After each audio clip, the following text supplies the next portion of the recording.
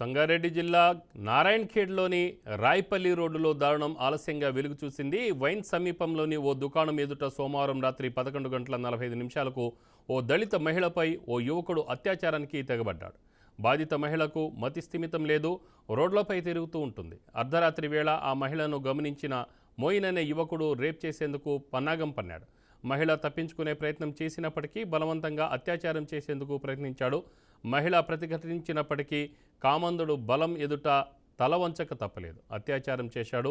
ఈ ఘటనకు సంబంధించిన దృశ్యాలు సీసీ కెమెరాలో రికార్డయ్యాయి. విషయాన్ని ఆలస్యంగా గుర్తించిన స్థానికులు పిఎస్లో ఫిర్యాదు చేశారు. కేసు నమోదు చేసుకున్న పోలీసులు నిందితుడిని అదుపులోకి తీసుకున్నారు.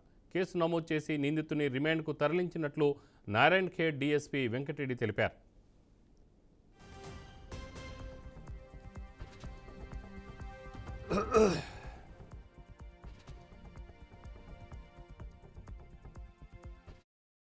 నిన్న అర్ధరాత్రి నారాయణఖేడ్ పట్టణంలో ఒక ఆర్డనెన్స్ పైన ఒక షాపు ముందు పడుకున్న సమయంలో ఒక మగ వ్యక్తి వచ్చి మా పైన అత్యాచారం చేసినట్టుగా ఆ సంఘటన గురించి ఈరోజు సాయంత్రం నారాయణఖేడ్ పోలీస్ స్టేషన్లో ఫిర్యాదు అందింది మాకు.